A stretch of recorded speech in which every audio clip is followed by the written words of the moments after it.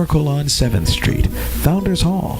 Everybody seems to be excited. Can't wait for Founders Hall. It's going to be awesome. And who can blame them? Great change is coming. It's going to be so great not sitting on the sidewalk for lunch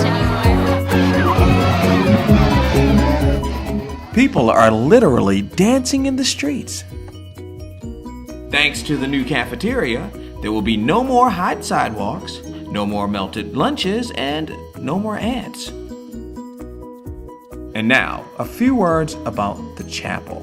I'm looking forward to the beauty of the chapel. I've seen the designs, and I know that the girls would really love a sacred space, a space where they can pray, they can see the beauty of our faith, and a place to get closer to God and each other.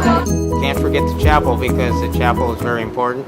And when the girls go to play or practice at the field, they can whip right in and say a prayer in the chapel and then go back out and destroy another team.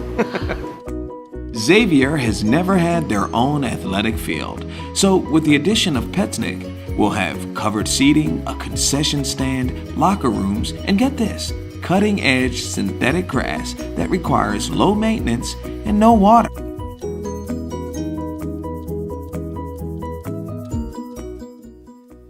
And now, the on-site project manager talks about what makes this building so special.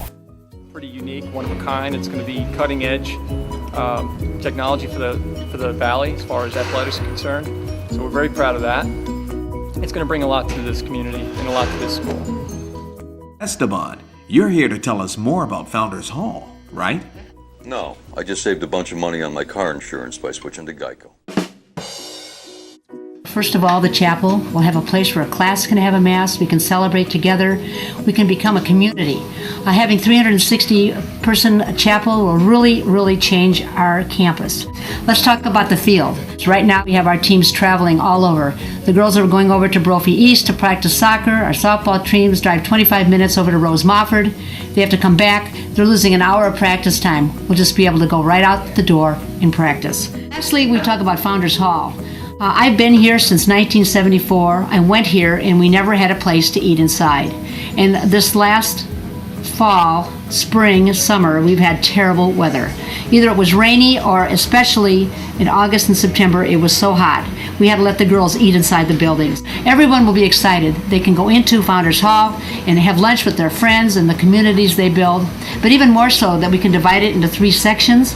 For example, a large club like National Honor Society, which has 300, or the Key Club, which has over 300 members. They can go in, have lunch in a private place, and have their meeting, and being able to eat at the same time they meet. So that's really going to help. Lastly, the events.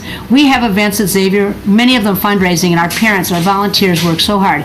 For example, this great holiday dinner auction. It's all volunteer run and they raise funds for Xavier. Now we'll be able to have a place to have the dinner, which will be just awesome. This building will change life at Xavier. And you know, some people say, oh, do you need a cafeteria? I'd say we sure do. So here we go. Go Founders Hall, go Xavier Chapel, go Petsnick Field. Well, that just about says it all.